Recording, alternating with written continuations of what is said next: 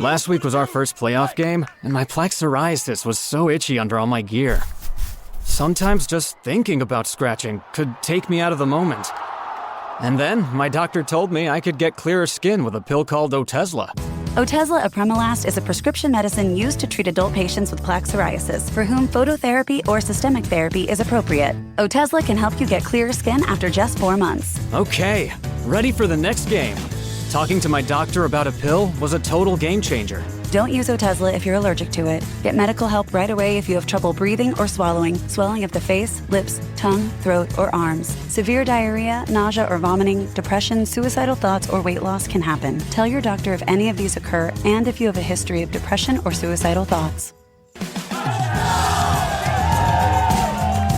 Live in the moment. Ask your doctor about Otezla. Call 1-844-4-OTEZLA or visit Otezla.com for prescribing info about cost, and more. Coming up, a novel set in a Midwestern family restaurant. A Southern Gothic tale with a modern twist. Plus our distraction of the week. I'm Mel. I'm Dave. This is the Library of Lost Time. If you like novels that intertwine food and family shenanigans, you might know the work of author J. Ryan Stradal. His previous novels, both very well received, are The Lager Queen of Minnesota and Kitchens of the Great Midwest. Oh, yeah. He lives in LA now, but he grew up in Hastings, Minnesota. His bio says he often failed his driver's license exams and graduated from Northwestern University, where he often slipped on the ice. He does not own a gun and a motorcycle, which makes him unique among the men in his extended family. That sense of humor and locals' eye for telling detail seems to be the hallmark of his writing. His new novel is Saturday Night at the Lakeside Supper Club. The story centers on Mariel. Her family owns the supper club of the title. It's found on the shore of Bear Jaw Lake in Minnesota. And like it or not, it defines Mariel's past, present, and future, because she's inherited the burden of the family business. I like how this is kind of an American version of a British manor house story. It's like the American version of finding out that you'd inherited some giant pile of a country house at a dramatic will reading. Yeah. And that's not always a blessing. No. This story is told in alternating points of view and shows how a family restaurant can be viewed as a gift, as a safe place, or as a burden, depending on your generation and point of view. The flap copy says it describes the colorful, vanishing world of relish trays and brandy old fashions. I love a relish tray. And Kirkus says it's a loving ode to supper clubs, the Midwest, and the people there who try their best to make life worth living. This sounds like it would be a really great pairing with Last Summer at the Golden Hotel by Alyssa Friedland. That one tells the story of the hijinks at a family-owned resort in the Catskills. So you go all in on family businesses. This book is Saturday Night at the Lakeside Supper Club by J. Ryan Stradal, and it's out now. T. Kingfisher is an author who works primarily in Southern Gothic horror. Her gift is lacing humor and a modern voice together with some alarming stuff. She's got a new book out. It's called A House with Good Bones. It's set in the present day. A biologist, Samantha Montgomery, goes home to see her mother. She's looking forward to hanging out, drinking wine, and watching British detective shows. Sounds good to me. Yep. But something's wrong with Mom. That doesn't sound good to me. No.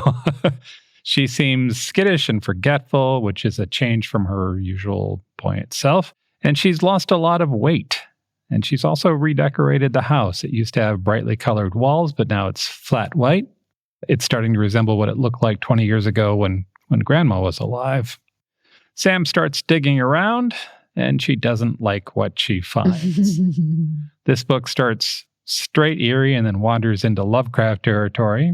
The part that I'm enjoying most right now, though, is the narrator's voice. I picture her as maybe Adie Bryant. She's smart and funny and fun to hang around with, even as things are going very poorly for her. If you're looking for a creepy trip into North Carolina, you might enjoy this. It's A House with Good Bones by T. Kingfisher. And now our distraction of the week. If you're listening to this show on its release day, today is Charlotte Bronte's 207th birthday. Oh, happy birthday, Charlotte. Happy birthday, Charlotte. She was born on April 21st, 1816. And as you probably know, she's the author of Jane Eyre, Yep. aka my favorite book of all time. She also wrote 3 other novels and a slew of poetry. I've kind of made a hobby of the Brontes over the years. We visited the Bronte Parsonage Museum in Haworth. Yep. I collect copies of Jane Eyre in multiple languages, even though I can't read them. Yes. I've read all of Charlotte's major biographies. But this week I learned something I somehow previously missed. Really?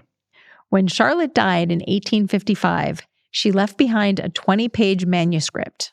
It's a fragment, really, for a novel called Emma. This was news to me. Yeah. So imagine it. It's a cold winter evening in Yorkshire. It's 1854. Charlotte has only been married to her husband, Arthur Bell Nichols, since the summer. And their courtship was not the breathless swoon of Jane and Rochester in Jane Eyre. But in a letter to a friend, Charlotte wrote this: "He is certainly my dear boy, and he is dearer to me today than he was 6 months ago." That's either nice or damning with faint praise. She's warming up to him. Okay. Prior to getting married, Yeah. Charlotte had spent her evenings writing. Yeah. Specifically, she'd spent her evenings writing with her sisters. Yeah. The Bronte sisters were like the world's first writing group. I mean, very close to it, yeah. Yeah. They used to write at the table in the dining room and then walk in circles around the table and read to each other. Yeah. But now they're dead, and she's married. She's sitting by the fire with her new husband, and she's feeling restless. So she runs up the stairs, and she fetches the novel she's been working on. And she reads the first pages of her work in progress aloud to her husband, which is what she used to do with Emily and Anne. And his response was less enthusiastic than she hoped. Oh, no. So she put it away, and sadly, 5 months later, she was dead, and there was nothing more of Emma except these 20 pages. That's a sad story. Okay, just to salvage Arthur Bell Nichols, by all accounts, he was very kind, and his lackluster response wasn't meant to be cruel. He was worried that the critics were going to be mean to her because of the plot. Here's the plot. Like her smash hit Jane Eyre, this new novel, Emma, centered around a young girl going away to school. So Arthur was worried the critics were going to be mean because she was retreading similar territory. You don't do anything but write school stories. Yeah. You should branch out. Yes. Write about submarines or something. But unlike orphan Jane, this girl, Matilda, is wealthy. Oh, Completely different story. totally. Her father, Conway Fitzgibbon, Esquire, is the master of May Park, an estate in Midland County.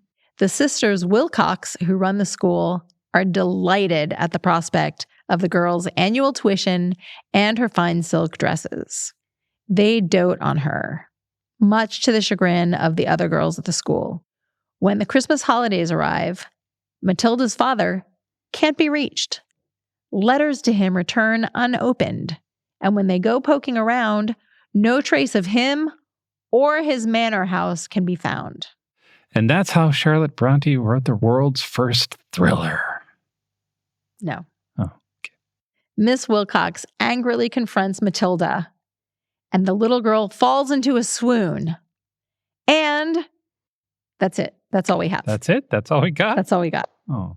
A mysterious abandoned child, a struggling school, class issues.